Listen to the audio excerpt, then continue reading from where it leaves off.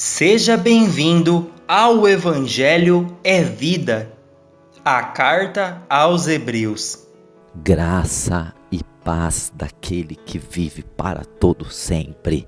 O Evangelho é vida, meus irmãos. Nós estamos falando a respeito da carta aos Hebreus, capítulo 2, verso de número 1.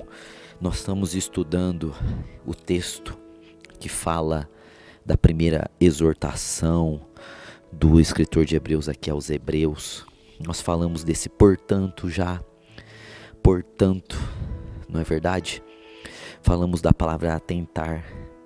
Portanto, convém nos atentar, que é trazer para bem perto, trazer um navio à terra, mudar a mente, dar atenção, se apegar, concentrar. Nós devemos atentar com diligência, com firmeza, especialmente acima dos outros assuntos, outros temas, num grau maior de importância, de busca, não é verdade? Numa determinação radical a respeito da mensagem e ser abundante nessa mensagem, pensar nessa mensagem, é o que o escritor de Hebreus está dizendo. Nós vamos ler de novo, nas 3 versões que nós estamos usando o nosso estudo aqui, o versículo 1, para avançar, certo? Então nós vamos falar primeiro aqui, na que eu estou usando, na Almeida Clássica. Portanto, convém-nos atentar com mais diligência para as coisas que temos ouvido, para que em tempo algum nos desviemos delas. Almeida Contemporânea diz: portanto, devemos dar mais atenção para as coisas que já temos ouvido, para que em tempo algum nos desviemos delas. A Bíblia King James diz assim: por isso é fundamental prestarmos atenção mais ainda às verdades que temos ouvido, para que jamais nos desviemos delas. Veja que está dizendo assim, para as coisas que temos ouvido, na Almeida Clássica. Na Almeida Contemporânea está, para as coisas que temos ouvido. Mas a King James fala de uma maneira maravilhosa. As verdades que temos ouvido. Veja que a Almeida Clássica e a Almeida Contemporânea diz coisas que temos ouvido, mas a King James diz as verdades que temos ouvido. Ou seja, atentar com diligência para o quê? Olha essas 2 palavras, atentar e diligência. Você viu o tamanho, a importância dessas 2 palavras? Agora, para que atentar com diligência? Para as coisas. E aí a King James diz, para as verdades que temos ouvido, certo? Então, as verdades que temos ouvido.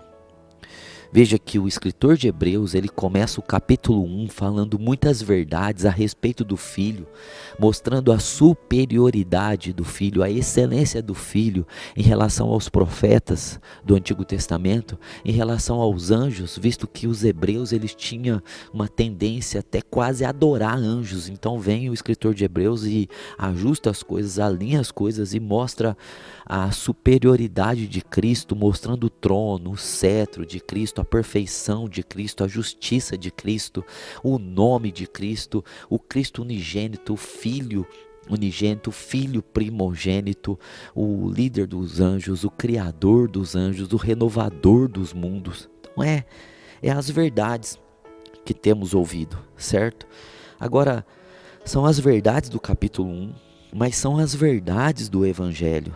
Certo? O Evangelho, as verdades do Evangelho. O Evangelho são as boas novas de Jesus. Por quê? Olha só, o escritor de Hebreus, ele diz aqui, certo? Falando do Evangelho, no versículo de número 3. Como escaparemos se não atentarmos para uma tão grande salvação? Esta começando a ser anunciada pelo Senhor. Então veja que ele fala que é uma tão grande salvação, e essa tão grande salvação é anunciada pelo Senhor e depois pelos que a ouvem. Anunciada, ou seja, essa tão grande salvação falada no Evangelho. As boas novas, Evangelho, as boas novas do reino de Deus, as boas novas do reino de Cristo, as boas novas do Rei, as boas novas de Deus, as boas novas do Filho, as boas novas da pessoa de Cristo, as boas novas das palavras de Cristo, as boas novas da obra de Cristo. Então isso é o ser de Cristo, a pessoa de Cristo, é o ensino de Cristo, é as palavras de Cristo, é a obra de Jesus Cristo. Aleluias! Esse é para atentar a isso, com diligência, para as verdades do Evangelho. Veja, é as verdades do Evangelho, certo? Então, olha, que Jesus está dizendo aqui que quem começou a anunciar a salvação em forma de evangelho, de boas obras, de boas novas, foi o Senhor Jesus, depois os apóstolos que também continuaram. Agora olha só, Jesus começou a anunciar o evangelho, assim como João Batista, né? Eles dois começaram quase que iguais. Olha só, Jesus começa assim, ó, Mateus 4:23, só um texto aqui. Percorria Jesus toda a Galiléia ensinando nas sinagogas. Então ele ensinava, ministério de ensino de Cristo, pregando o evangelho do reino, anunciando o evangelho, as boas novas da Basileia, do reino, certo? Então ele não vinha falando da lei, ele não vinha falando de profetas, ele vinha falando das verdades do reino, ele ensinava as verdades do reino de Deus, e as verdades do reino de Deus acompanhadas com curas, né, curando a toda sorte de doenças e enfermidade entre o povo, dizendo aqui mesmo, o livro de Hebreus também corrobora com essa verdade, dizendo que Deus testificou com eles através de sinais, milagres, através de poderes e distribuições do Espírito Santo. Então veja que é para atentar para o evangelho do reino, certo? Então, o que o escritor aqui está dizendo, quando diz, vocês precisam atentar com diligência para o evangelho, para as verdades do reino, vocês precisam viver a mensagem do reino, o trono. Veja, no capítulo 1 está falando do trono, do cetro, um trono eterno, um cetro eterno. Ele é rei, ele é o filho rei, ele é o rei filho. Então, o evangelho do reino, não o evangelho, outro tipo de evangelho, não a mente política e religiosa da lei e de Moisés, não, porque eles eram tendidos a isso, assim como veio aos Gálatas e tentaram ali colocar a mente judaica entre os Gálatas, certo? E os romanos também tiveram algum problema com isso. Bom, era o que acontecia naquele tempo, né, de forma muito grande, era querer ter essa mente religiosa da lei de Moisés, mas é para ouvir as verdades do reino, certo? Então veja que o evangelho é chamado evangelho do reino, porque Jesus é o rei desse reino, e a mensagem, a anunciação é as boas novas, é o evangelho de Cristo, é o evangelho do reino. Aí depois tem outros nomes esse evangelho, né? Que é o mesmo evangelho, mas com outros nomes, mostrando as características, certo? As características desse evangelho, dessas boas novas. Então em Atos capítulo 20, verso de número 24, vai estar falando assim, eu só vou me apegar ao termo de como diz a respeito do evangelho. Porém, em nada considero a vida preciosa para mim mesmo, contanto que complete a minha carreira e o ministério que recebi do Senhor Jesus para testemunhar o evangelho da graça de Deus, o evangelho do favor de Deus, o evangelho do favor, o favor imerecido de Deus. Ninguém merece o evangelho, ninguém consegue essa tão grande salvação, pelas mensagens dos profetas, pela intervenção dos anjos, pelo culto levítico, pela lei mosaica, pelas vitórias de Josué.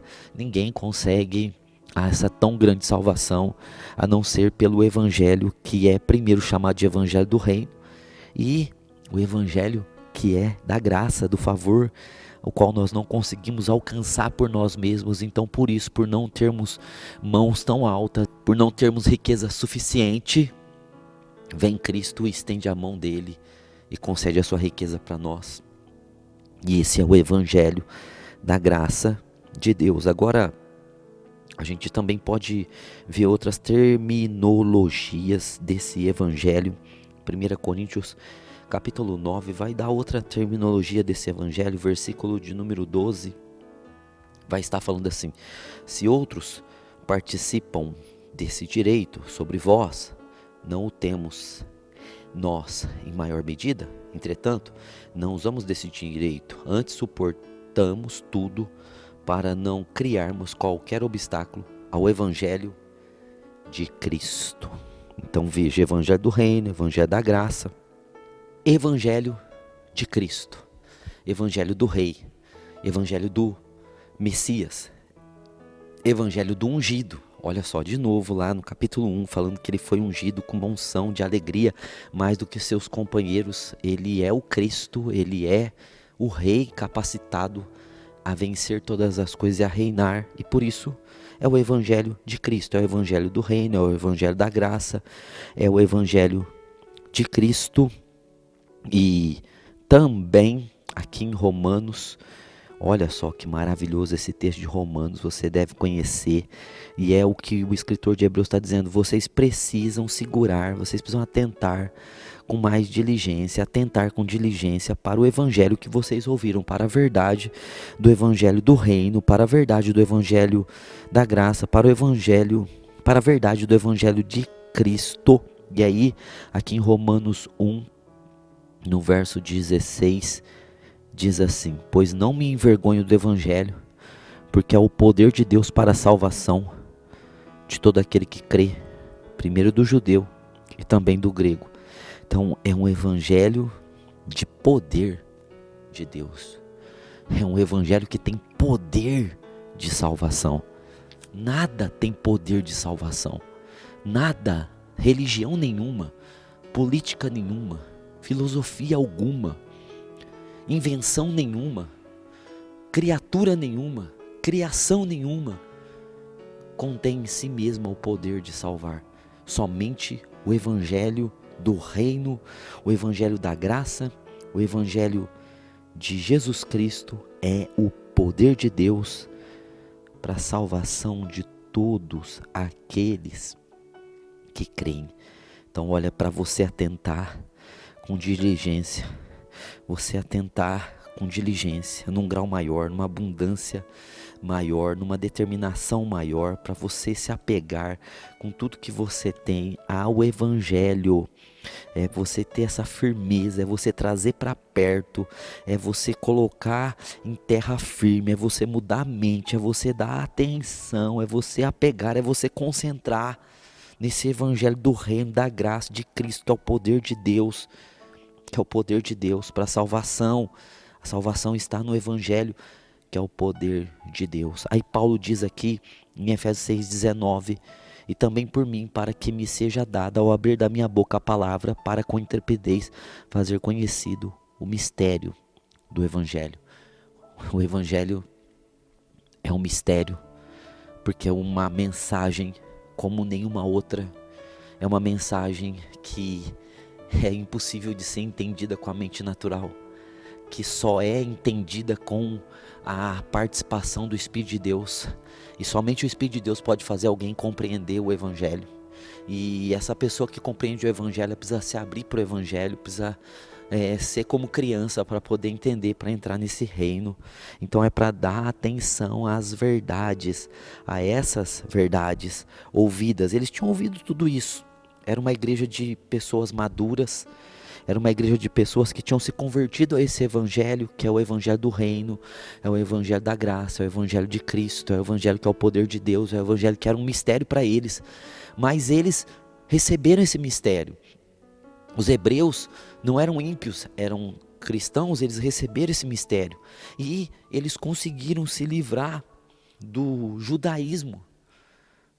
Eles conseguiram se livrar. Então, as verdades do livro de Hebreus são verdades profundas, mas que esses irmãos que estão recebendo essa carta, eles possuíam um certo conhecimento de todas essas matérias apresentadas pelo escritor de Hebreus. Então, eles conheciam sim as verdades do livro. Agora vem o escritor de Hebreus e coloca mais luz, ele traz mais revelações, ele traz mais entendimento para que eles se mantivessem firmes na verdade que eles tinham recebido.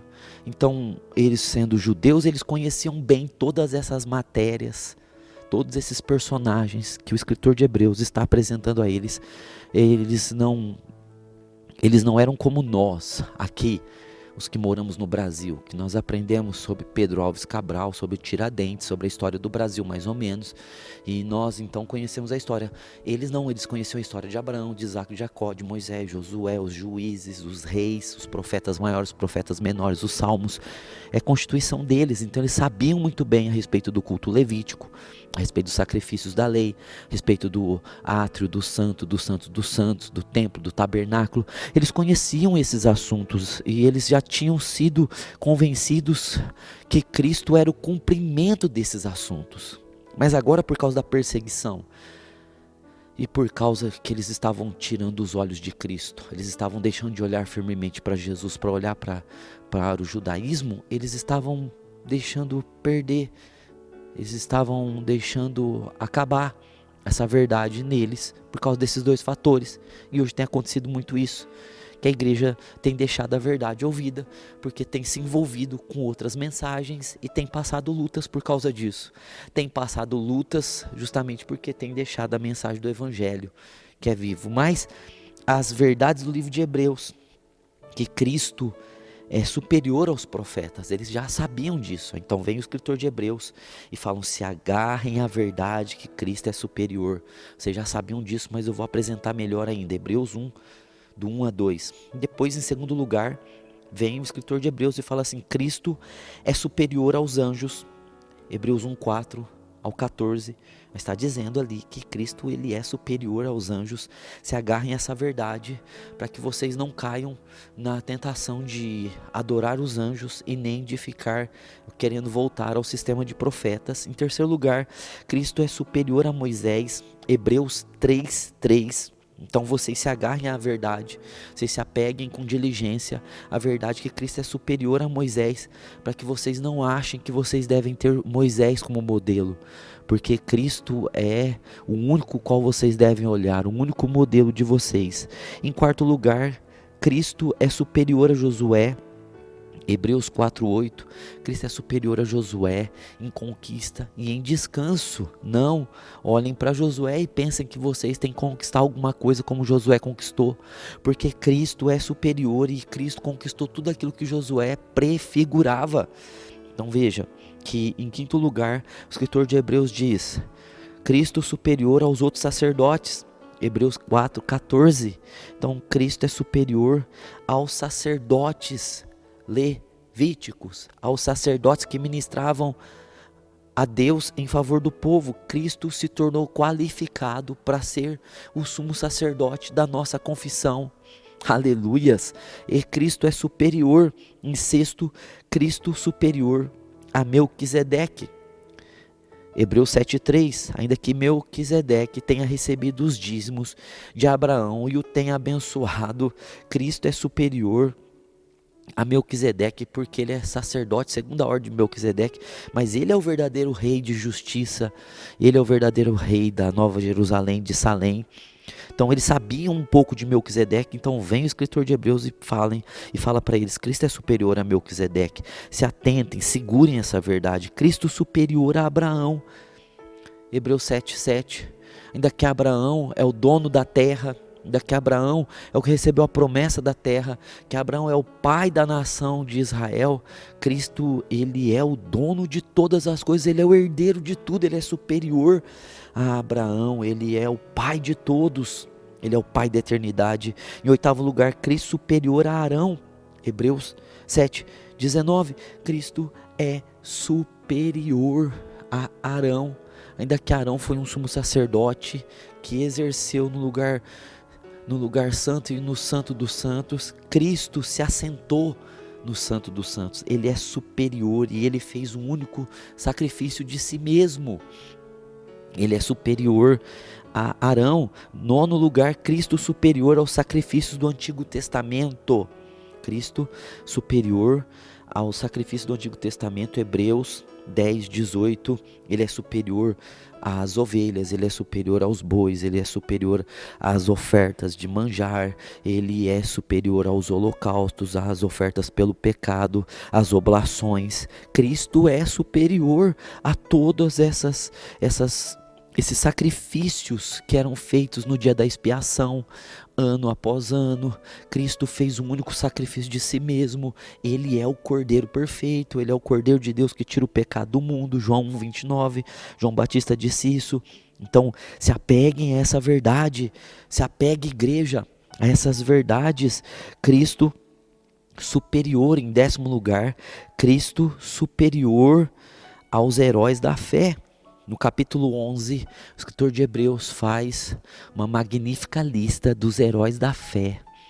Abel, Abraão, vai falando ali dos exemplos de homens de Moisés, certo? De pessoas que viveram pela fé, de pessoas que fizeram obras extraordinárias pela fé, de pessoas que morreram pela fé, foram cerrados pela fé. Mas aí, no capítulo de número 12, no verso de 1 a 3, ele diz que Cristo é o autor e consumador da nossa fé. Ele é a junção, ele é o conjunto de toda a fé que existiu no Antigo Testamento. Tudo está convergido nele. Ele é superior aos heróis da fé. Ele é superior em fé a todos eles, porque ele é o autor, ele que criou, e ele é o que consumou, que acabou essa fé, essa maneira de viver. Cristo é superior. Em 11º lugar, Cristo superior aos pais e a qualquer outro. Aos pais, todos que se denominam pais, aqueles que se denominam criadores de alguma coisa, Cristo é superior. Hebreus 12:11, Cristo é superior. Então o escritor de Hebreus está dizendo assim: gente, vou falar para vocês, se apeguem, se atentem com diligência para as verdades que vocês têm ouvido, para esse evangelho, que Cristo é superior. A igreja hoje precisa muito dessa mensagem de Hebreus. A mensagem de Hebreus não está velha, ela está tão nova, tão viva quanto no tempo que ela foi escrita, porque hoje existem também inimigos que querem desviar nossos olhos e ouvidos do único que deve ser visto e ouvido, que é Jesus Cristo. Nós precisamos atentar com diligência para as coisas que nós temos ouvido. Nós não temos que ser pessoas que vão buscar novidades sem que vivamos as coisas que temos ouvido. Nós precisamos buscar essa diligência, ter essa diligência, atentar para essas verdades do Evangelho que nós já ouvimos. O Evangelho, meus irmãos, é vida. Obrigado por ouvir o Evangelho é Vida. Se inscreva em nossos canais no YouTube, TV Aviva e Ministro de Fogo. A vida está em você. Até a próxima!